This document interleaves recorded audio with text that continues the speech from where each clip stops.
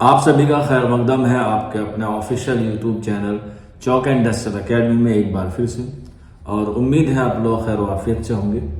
और आज के सेशन में हम लोग एक गुफ्तगू करेंगे या कह सकते हैं बहुत अहम बात करेंगे। जैसे कि आप लोग बखूबी जानते हैं कि कल एक डेटा हमने आप लोगों के साथ शेयर किया था जिसमें तमाम सब्जेक्ट के जो है वो फॉर्म जितने अप्लाई हुए हैं, जनरल में हो, ओबीसी में हो, एससी में हो, एसटी में हो या ईडब्ल्यूएस में हो, सभी सब्जेक्ट के जो है वो हमने आपके साथ डेटा जो है वो शेयर किया था। तकरीबन 18 उसमें क्या थे सब्जेक्ट थे, लेकिन हमारा जो मेन सब्जेक्ट है वो है उर्दू।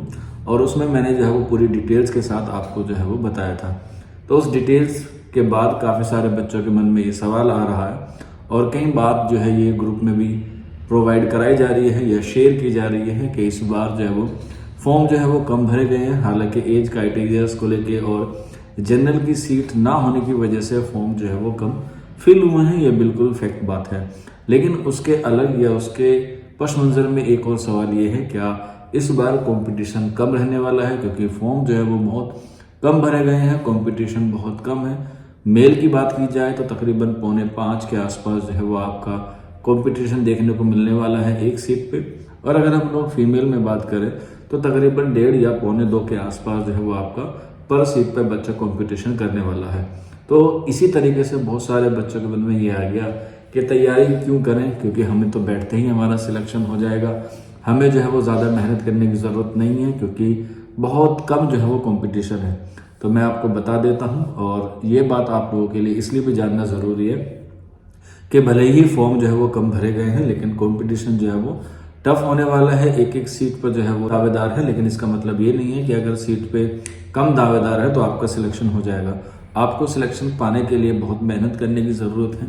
3 से 4 महीने जो आपके पास अभी सफिशेंट माने गए हैं। हालांकि अभी एग्ज़ाम डेट नहीं आई है, लेकिन फिर भी अगर हम लोग लास्ट ईयर की बात करें या अभी जो DSSB के एग्ज़ाम की बात करें तो विद इन 1 ईयर्स में आपको जो है वो एग्ज़ाम हो जाता है। लेकिन हम लोग फिर भी 2026 का मिड जो हम मान के चल रहे हैं, जून जुलाई के आसपास जो है वो आपका इम्तिहान हो जाएगा अगर DSSB इसी तरीके से जो है वो काम जो है वो करता रहा।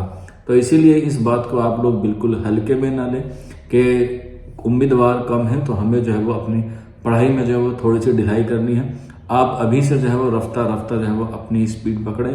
शुरुआत में थोड़ी मुश्किल आती है आपको तैयारी करने की, समझ नहीं आती है कि कहाँ से करें, कहाँ से हम लोग बिस्मिल्लाह करें, कहाँ से हम लोग जो है वो श्री गणेश करें या कहाँ से हम लोग स्टार्ट करें। तो इसलिए जो भी आपको अच्छा लगता है या जो भी आपका पोर्शन कमज़ोर है उसी को जो है वो आहिस्ता आहिस्ता जो है वो आप लोग पढ़ना शुरू करें, क्योंकि पेपर बहुत बड़ा होता है, सिलेबस बहुत बड़ा होता है और इसका जो पैटर्न है वो भी थोड़ा सा मुख्तलिफ होता है। तो उन सब चीज़ों को समझने के लिए या उन सब चीज़ों को जानने के लिए आपको जो है वो वक्त की ज़रूरत है और वक्त जो है वो आपके पास अभी काफ़ी है। आप स्टेप बाय स्टेप जो चीज़ों को कवर करते रहेंगे, स्टेप बाय स्टेप जो है वो आप लोग चीज़ों को कवर करते रहेंगे तो आपको जो है वो एक उम्मीद नज़र आ जाएगी कि अभी हमारा सिलेक्शन हो जाएगा। तो इसलिए आप लोग अभी से एक लगातार जो है वो अपनी पढ़ाई को जारी रखें, कंसिस्टेंसी जो है वो आप अपने पढ़ाई में बनाए रखें।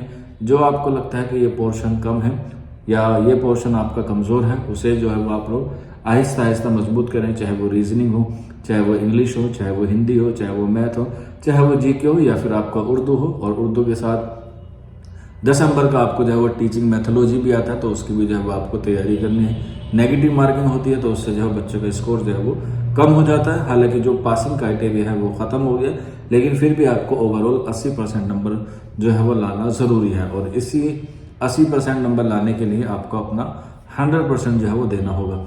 ये एक छोटा सा वीडियो था उन बच्चों के लिए जो बच्चे अपने आप में उम्मीदवार का डेटा देख के जो है वो थोड़े से अपने आप को सेफ जोन मान रहे थे कि हमारा तो जो है वो बैठे बैठे हो जाएगा, हमें सिर्फ और सिर्फ उर्दू में नंबर लाने जो है वो ज़रूरी हैं। लेकिन उर्दू के साथ साथ आपको जो है वो पहले पेपर में भी नंबर लाना ज़रूरी है। तो इसलिए आप लोग इस छोटी सी बात को जो है वो बहुत बड़ी समझें, क्योंकि छोटी छोटी गलतियाँ ही आपको एग्ज़ाम में क्रैक करने से रोक सकती है। और उम्मीद है चौक एंड डस्टर अकेडमी आपको हर छोटी छोटी चीज़ों को जो है वो इन्फॉर्म करता रहेगा। तो आप लोग बिल्कुल ना सोचें, बिल्कुल ना इस बात से इत्तेफाक होकर बैठ जाए कि उम्मीदवार कम है तो हमारा सिलेक्शन हो जाएगा।